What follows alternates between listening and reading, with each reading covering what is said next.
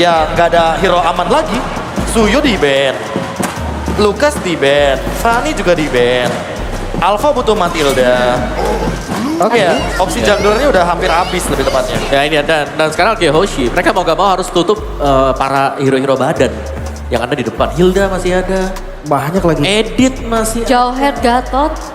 Wow. Wah, Bahkan kalau agresif, cowok ini banyak yang bisa follow cowok. Iya sih. Chow juga. Terlalu banyak opsi sekarang nih. Bahkan Badang juga masih available kan. Setuju gua, Badang juga sama Ya, Scorpion, Badang. Badang ini kan Iya, kalau iya. numbuk dadanya Joy. Gak bisa kabur lagi. Ting ning ning. Hop, apa tadi lagunya? Saya lupa liriknya. Lupa lirik. Mending kalau lagunya udah nyala. Kalau belum nyala Ah, kedorong. iya. Nah. Itu. Tapi kalau stack 3 aman, kalau stack full mas dia bisa Kalau diba. ya itu dia. Ya, Kalau stacknya baru 2 tiba-tiba, aduh kedorong. Oke. Cowok di ban. Respect juga ya untuk cowoknya Indok berarti. Karena pressure awal ini bakal bahaya nih dengan hero-hero tipis kayak gini. Loi, Granger, Hayabusa, karena cowok di awal sakit kepalanya. Dipentung ya. Pasti. Dan aku merasa ya, draft soalnya- Q kayak harus menangin invade ke arah Hayabusa. Karena kalau Hayabusa 5 menit farming om, ini bahaya banget. Nah, ya, mungkin karena mereka udah punya Joy, mereka butuh stoppernya kan ya. Hilda atau Jauhead. Bisa. Ya. Tapi kalau untuk hidup gimana kalau kita pindah ke Tigreal. Tigreal? Tigreal udah Loi. Oh, Tigreal Chushin. Bersnya kurang sih. Ngandelin dari daerah nanti. Dari Toy. Iya. Paling ya di akhir aja ya untuk segilas picknya yang mungkin akan memberikan elemen kejutan. Tapi kalian ngerasa gak sih ini diarahin ke retail gitu Toy? Diarahkan ya. Iya diarahkan banget. Gatot glue ditutup ya. Hero-hero yang bisa ngeregen dan bisa ngeganggu kalkulasi damage Atau dari bisa Iritel. bisa di ban lagi Irita. Kalau sadar harusnya ya sih. Iya. Coach Why Not sering kasih respect ban juga kok. Itu dia. Larinya kemana nanti kalau nggak ke arah retail? Tapi retail lawan Haya. Jujur berat juga. Wah. Tadi Iya, ban kan? ban-nya ya. Dipaksa apa deh? Kari? Aku lebih merasa ke arah Cloud sih. Kayak Cloud? mau nggak mau. Tigreal? Di sini ya. Oke. Tigreal oke. Wih, Tigreal Lido. Tigreal itu keluar ya. Gue suka Oke. sih Tigreal ya. Ada Jauhead, Hilda. Wih, Jahil. Jauhead akan mempermudah Tigreal dong. Bisa kalau dilempar ya. Iya. Dia kalau menutup edit sih. Edit juga punya sekarang. Oh. Edit Gatot. Gatot juga.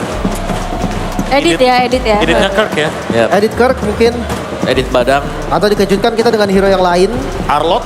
Kirk suka banget Arlot loh. Iya. Wow. Tapi Dia power banget itu. Tapi di sini Onyx Base mereka butuh sangat-sangat badan sih sebenarnya. Ya Arlot nanggung ya. Ya, mungkin semacam Hylos Edit juga oke. Bisa sih. Hylos di depan. Hylos, Walaupun ya. hati-hati sama Cusin ya. Pasti Agak pasti. sakit juga tuh diangkat terus. Oke. Dan 2 pick dari Onyx Philippines. Butuh badan ya, ada Jauhead dan Hylos. Hylos. Ya lengkap Best sudah option. ya. Best option daripada mungkin membawakan kayak Hilda gitu juga. Ujung-ujungnya bakal diangkat juga kan sama Zushin. Mendingan Kok- Hylos koknya? dulu. Dengan Hylos iya. Hylos bakal ngerepotin soalnya. Kalau sekarang goldnya bakal ke arah mana? Cloud. Cloud ya cuma Cloud. Cloud. Aku cuma bisa lihat Cloud di situ. Bruno kayaknya berat ya. Bruno bagus tapi bukan opsional yang bagus buat ngejawab split pushnya. Karena Ya. takutnya rencana split push bisa dijalankan lagi sama Onyx Philippines. Ya berarti kalau Cloud ini Arkeoshi mereka bakal butuh waktu nih yang dicari sekarang buat jadi intoy-nya. Oke. Kalau Cloud. Atau ya tadi opsinya masih ada Kari. Beatrix. Ya, dan ya itu Cloud. Cloud. Best option ya, dan yang pasti game yang kedua ini akan menjadi ajang pembuktian lagi apakah RRQ mampu mencuri poin, karena kita akan langsung menuju ke line of down bersama Papulung dan juga Ranger Mas.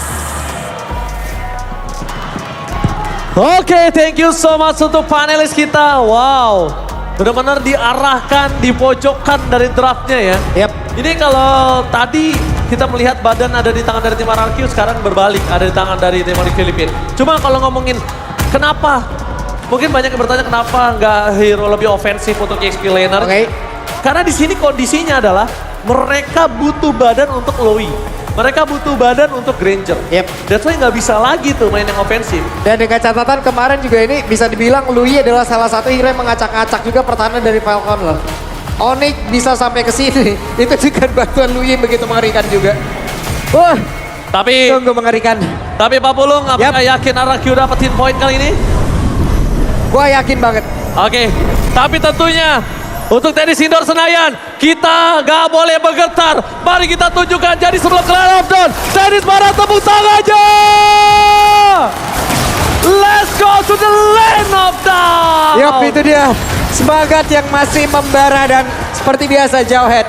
Smart Missile lah yang akan membantu cepatnya pattern farming dari tiap-tiap jungler yang bersama dengan Jawhead itu sendiri. Balik lagi menuju ke landing, ya pattern seperti biasa. Ini akan bermain lebih agresif harusnya. Yap. Kenapa? Karena mereka pede banget ada Jawhead di early.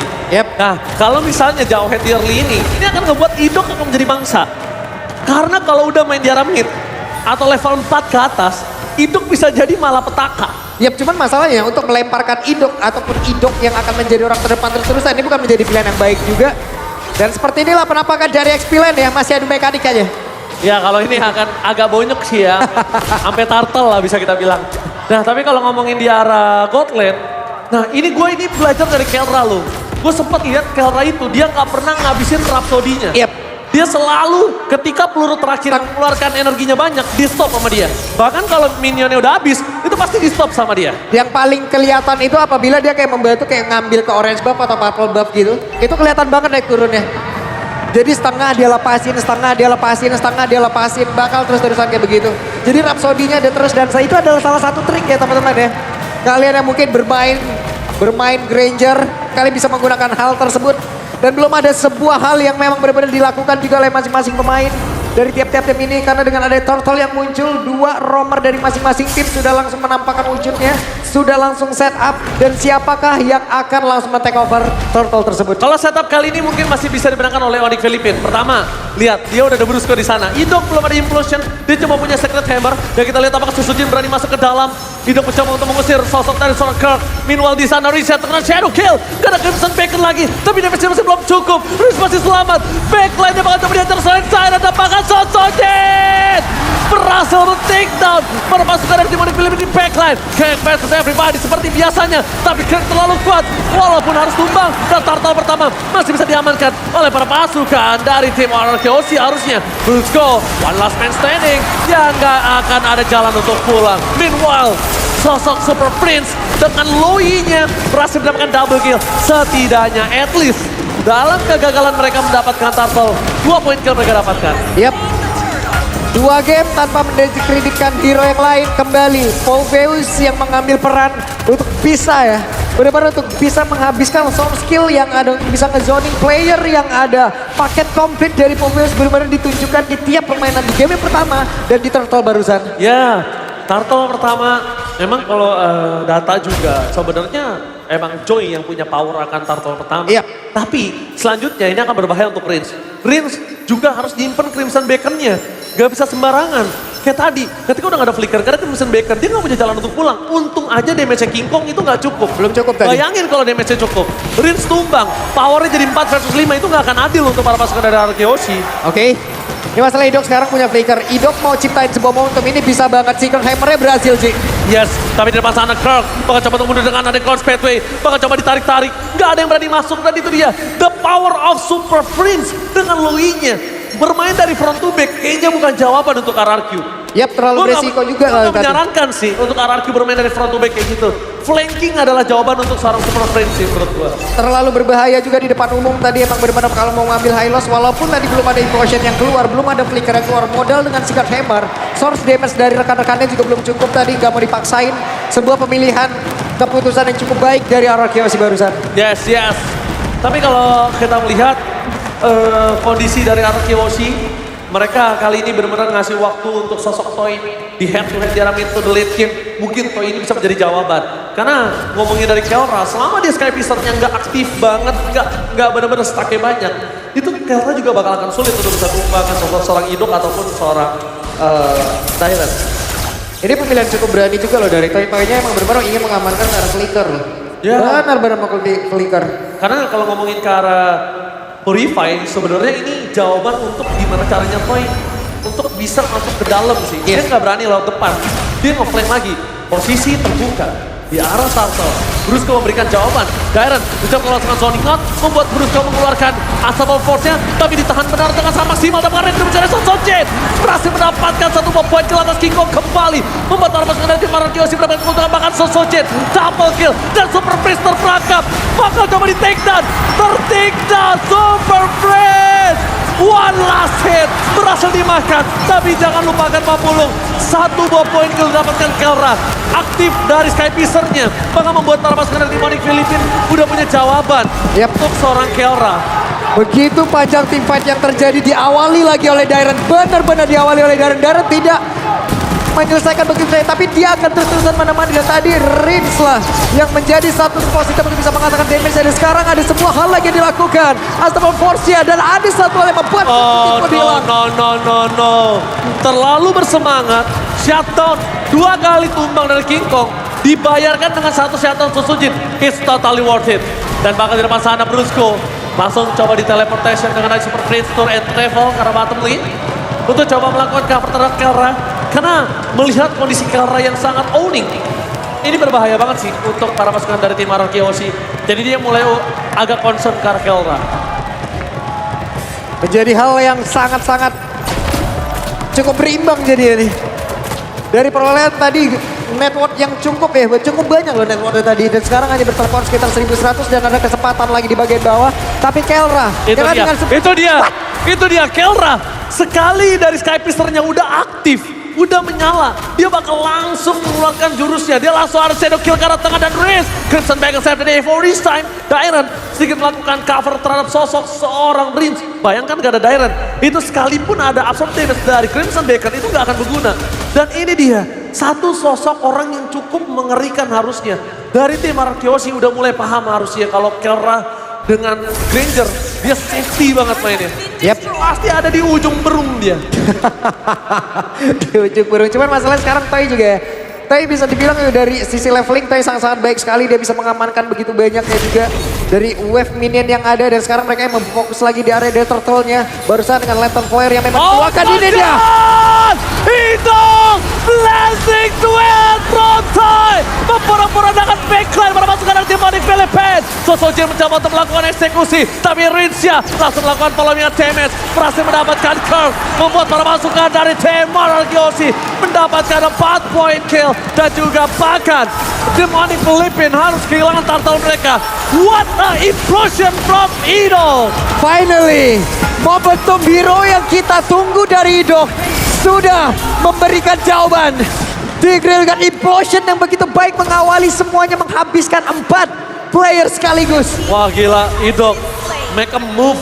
Gambling yang sangat berani dengan melihat tidak adanya Purify di tangan dari tim Onyx Philippines. Dan ini dia ada instant replaynya. 4 player tadi emang benar-benar semuanya kena. Ada beberapa player mencoba untuk kabur, tapi semuanya udah on position gitu. Bahkan pergerakan dari Toy yang mungkin cukup jauh. Yes. Let's go langsung Blazing Duet ya. Itu dia Blazing Duet turunan legacy dari sosok seorang Skylar yang diturunkan ke arah Toy kali ini. Benar-benar membuktikan kalau Toy mampu untuk catch up dengan gameplay yang dimiliki dari tim RRQ Hoshi. Luar biasa permainan dari tim RRQ Hoshi. Mereka tinggal ingat di game yang pertama mereka juga owning. Tapi comeback terjadi. Jangan sampai hal itu terjadi kembali. Dan untungnya Kelra dari Sky Piercer-nya kali ini udah terkena 1 kali pengurangan. 1 pemotongan ya. 1 kali pengurangan. Oke, ada pemotongan terhadap dari Sky Piercer. Cuman sekarang mereka juga benar-benar harus aware lagi ya terhadap perpindahan tempat. Mereka juga harus aware bagaimana menjalankan lagi dari wave minionnya. Mereka punya cloud, mereka bisa manfaatkan itu. Mereka bisa menghancurkan laning atas mereka lalu lari ke tengah lagi atau seperti apa. Cuman dengan adanya pergerakan dari ini Super Prince, ini bisa ada di mana-mana loh. Nah, late game-nya yang mengerikan. Kenapa aku bilang tadi jangan sampai mereka terlena dengan kemenangan 2.000-3.000 gold ini? Karena ingat masih ada Hayabusa, masih ada Loui. Ini Loui-nya untungnya nggak pakai Purify. Jadi satu Idok tuker Loui bener-bener worth it banget. Gak bakal ngerugi untuk RRQ Hoshi. Bahkan Onyx Philippines yang akan ngerugi. Dan yang aku agak khawatirkan adalah kalau Super Prince Tour and Travel ini dipakai untuk split push-nya Hayabusa. Itu yang worry. Waduh. Sulit juga tuh ya. Iya sulit juga makanya. yang bisa nahan siapa? Toy atau enggak Dairen mungkin. Kecuali memang mungkin ada item-item yang memang bisa menahan itu semuanya juga. Entah Winter Crown nanti memang sudah ada. Dan kemudian ini menurut gue ini Winter Crown udah paling enak juga untuk Toy. Oke, tapi di depan sana para pasukan dari tim RRQ Hoshi udah ngebuka badan menuju ke arah Lord yang terhormat. Meanwhile, para pasukan dari tim RRQ Hoshi akan mendetek di mana Super Prince akan melakukan teleportation. Diversion yang belum terlihat dari seorang Riz. Kelihatan Super Prince-nya. One by one situation. Bakal coba di cover. Lord tidak dapat pada cover. Cukup Idol! Blazing duet from Toy! Again! 2 point kill. Didapatkan tanpakan. Triple kill. Maniac masih terlalu jauh. Lord bergerak ke bottom lane. Susujin tidak akan tinggal diam. Dan ini dia. Salah satu legacy, a blazing duet from Toy, di following up dengan sangat mahal oleh pasukan tim RRQ Hoshi. Ya, ini dia akibatnya membiarkan pergerakan Idok mencoba untuk bisa mendekat dan Idok berhasil, Idok flicker, Idok implosion. 2 player atau 3 player benar-benar tidak bisa melakukan banyak hal. Toy sebagai sang eksekutor dan satu orang yang begitu luar biasa pula. Yes, dan sekarang untuk Super Prince gak boleh lagi berdekatan. Shadow kill menunjukkan seorang Rage ya. Oke. Masih mendapatkan 1 point kill. Setidaknya 1-2 point kill didapatkan oleh King Kong. Walaupun itu tidak terlalu berarti banyak. Dengan gold yang sudah diuntungkan oleh tim RRQ Hoshi. Tapi satu hal yang mereka harus pahami adalah Super Prince gak boleh lagi kedetek. Super Prince gak boleh lagi berdekatan oleh para pasukan dari tim Filipina lainnya. Karena ketika Idok melakukan initiate power, satu-satunya yang menetralisir dengan cepat itu Super Prince. Dan kalau Super Prince-nya kena, jujur Onyx Filipina gak punya power dobrak lagi. Iya, masalahnya dari tadi juga positioning yang dimiliki oleh beberapa damager yang dipunyain oleh Onyx PH. Mereka udah ada di belakang, Ji. Teman di satu sisi, mereka membiarkan barisan terdepan dari RRQ Hoshi itu mendekat. Dan itulah yang terjadi. Apabila ada momentum yang baik, Idok memiliki insting yang begitu mengerikan. Iya. Insting yang dia sangat berani untuk ngebuka vision. Berani untuk ngebuka badan. Idok mau bonyok, Idok mau ke pick off itu gak masalah. Gak masalah. Tapi soal skill yang dia inginkan, yang dia mau sampaikan kepada pemain Onyx itu, yang penting itu sampai dulu. Dan lihat di depan sana, sosok para pasukan dari tim RRQ. Mereka melihat di mana Kirk berada. Nanti bisa dikeluarkan bersama para pasukan dari tim RRQ lainnya. Mereka memaksa mendapatkan Kirk. Tapi yang sudah dipastikan tidak ada Glorious Pathway. Sebenarnya kalau Glorious Pathway aja yang keluar, menurut aku enggak masalah untuk Onyx Filipina. As long enggak revitalize. Karena revitalize ini yang akan sangat membantu mereka di saat adanya pit Lord selanjutnya. Yap, karena kan positioning yang begitu baik dari RRQ sekarang ini harusnya ya menjadi sebuah hal yang sangat susah untuk Brusco bisa nge-pick up siapapun. Salah satunya. Sementara sejauh ini, Idok Lane menjadi orang terdepan. Dairon ingin dilemparkan di Victor bukan hal yang baik. Idok ingin dilempar bukan hal yang baik. Ini yang harus terus dipertahankan oleh RRQ selagi begitu banyaknya damager yang mereka miliki sekarang lagi dalam keuntungan yang begitu besar. Benar-benar besar walaupun di satu sisi ya, itemization yang dimiliki oleh Granger itu udah hampir full juga. Yes! Dan kali ini menuju ke arah para pembuff yang bakal coba di zoning. Rins, ingat dia nggak boleh sembarangan untuk membuka badan. Oke, gue tahu dia adalah salah satu metal detektor untuk RRQ Hoshi. Tapi lihat King Kong, di mana King Kong berada untuk berhasil melakukan clear ini wise banget. Satu buah momentum yang bisa didapatkan King Kong landing jauhnya itu didorong terlebih dahulu. Wow. Dengan ada dua mission diambil, War X sekarang juga udah diambil oleh Kelra tapi Kotil! Oke, Kotil! Mereka mencari di mana seorang Susujin tapi ternyata sayang sekali. Tidak berhasil mendapatkan deteksi tapi nampaknya Idok! Flicker dikeluarkan, belum ada implosion dan blazing duet from Toy. Flicker berjalan seorang Kelra tapi nampaknya shutdown! Shutdown terjadi, 2 shutdown di area berbeda. Tapi dengan Super Prince yang bebas, membuat para pasukan dari tim RRQ Hoshi mereka kewalahan. Surprise! Happy birthday! Double kill from Kelra! Dan bakal mereka mencari di mana Susujin berada. Kelra bakal gak bertahan. Dan ini dia, shutdown! Nowhere to run Kelra! Gak ada jalan untuk pulang. Dan Susujin save the day for RRQ Hoshi. Oke, kembali berimbang keadaan dengan setup tadi yang begitu beresiko. Sebuah resiko dengan tidak membawa sebuah Purify ini Gaji. Begitu gangguan terjadi, dia gak bisa melakukan banyak hal dari toynya. Flicker tadi udah dikeluarkan. BMI gak bisa karena momentumnya sisinya masih berjalan. Tapi kalau dari yang gue hitung ya, kalkulatnya ini masih berhasil untuk retribution. Oke. Dan itu dia, masih berhasil. Kenapa?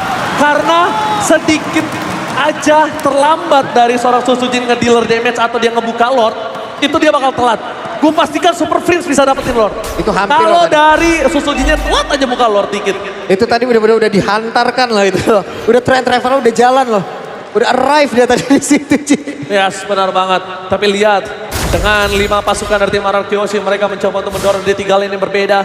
Meanwhile, one by one situation dari bottom lane. Pak produser boleh lihat ke arah bottom lane, masih terbagi. Dan Susujin mencari di mana King Kong berada.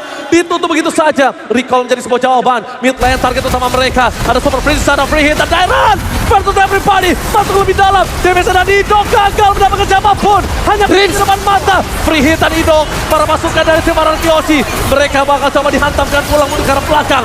Sky Pisar dari Kelra masih menyala. Defensif yang sangat kuat. Dengan adanya Lowy, Kelra, dan bahkan hanya Kirk menjadi tumbal satu-satunya. Ini menandakan RRQ Hoshi harus udah dalam sedikit kondisi lampu kuning.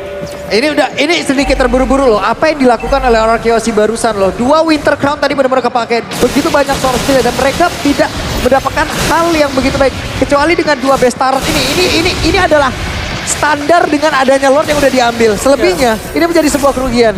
Tapi semenjak adanya Lord yang berubah ya, menurut gua pribadi, Lord yang di 18 ke atas itulah nanti yang akan berubah segalanya. Yap, wajib ditemenin. Iya. Dan sekarang kondisi yang gua lihat, RRQ Hoshi udah masuk lampu kuning. Dia udah mulai sadar dengan owning gold yang banyak dari dirinya aja. Mereka nggak bisa nembus ke 3 base turret. Apalagi nanti ketika dari tim Onyx Filipina bakal drag game ini ke late game. Karena balik lagi, kalau kita bisa lihat Sky Pisar, gue nggak tahu ya Sky Pisarnya Kelra berapa. Maybe around 40 something lah. Yep. Harusnya ya. Itu tadi J yang udah gue bilang, dengan adanya Lord tadi yang udah berhasil mereka amankan, dengan base turret yang bisa dihancurkan, itu adalah standarisasi dengan adanya Lord tersebut loh. Selebihnya harusnya mereka bisa mendapatkan keuntungan, entah itu poin kill atau yang berlebih lah, atau mereka bisa mendapatkan hal yang lain lah. Tapi mereka tadi malah mendapatkan sebuah kerugian yang begitu luar biasa loh. 2 Winter Crown digunakan, 2 hero berhasil diambil. Oke, tapi nampaknya dengan ada Council Gaming Torrent Travel Toy! Wind of Nature, that's the name on this time! Gagal untuk mendapatkan point kill dengan ada Rose Gold Panther gak bisa menyelamatkan seorang Toy. Tapi Bruce juga tumbang menjadi satu buah korban jiwa. Para pasukan dari tim RRQ Hoshi mulai coba mundur. Dan King Kong! Shadow Kill! Sandwich Gaming! Again! Kelra dengan ada permainan Sandwich berhasil mendapatkan 2 dan bahkan 3 pemain dari tim RRQ Hoshi. Super Friends, Tour and Travel berhasil mengantarkan 2 poin kill untuk tim Onyx Filipina, bahkan 3. Masuk menit hampir 18, awareness yang dimiliki oleh RRQ Hoshi mereka harus meningkatkan berkali-kali lipat. Ada Super Prince dengan Luyi-nya, bukan user dari Luyi yang biasa-biasa, tapi ini begitu mengerikan. Dan positioning yang emang mereka lakukan barusan, pergerakan mereka lakukan barusan, ini mimpi buruk banget. Oke, Susujin, damage-nya terlalu sakit, mencari di mana King Kong berada, tapi Kelra! One by one situation! Gagal untuk mendapatkan Kelra, masih ada Immortality, satu terjadi, baik time yang dilakukan, tapi lihat Super Prince mencoba untuk mundur dengan Super Prince Tour and Travel-nya. Oke, mereka berhasil mendapatkan Kelra, tapi ada satu Lord, satu objektif yang harus mereka hilangkan lagi. Bukan Lord yang biasa-biasa saja, Lord dengan defense yang begitu tinggi. Ini beda Lordnya, tapi Toy masih ada Wind of Nature, masih punya Rose Gold Meteor, tapi itu hanya mendapatkan Kirk. Tidak cukup worth it, Kikung di depan sana, bahkan coba melakukan following update. Bahkan Brusco bakal menjadi pada para pasukan dari tim RRQ Hoshi dan Susujin. Targetnya menjual Super Prince, gagal melakukan satu momen gerak blazing dan drop Toy! Mencoba untuk mempura-pura dengan para pasukan dari tim Onyx Filipina dan fokus ke Rapes. Sang Raja berhasil mengeksekusi di gamenya kedua. What a play for RRQ Hoshi. What a intensive fight from RRQ Hoshi. Mereka tidak akan memberikan waktu yang cukup lagi untuk Onyx Filipina.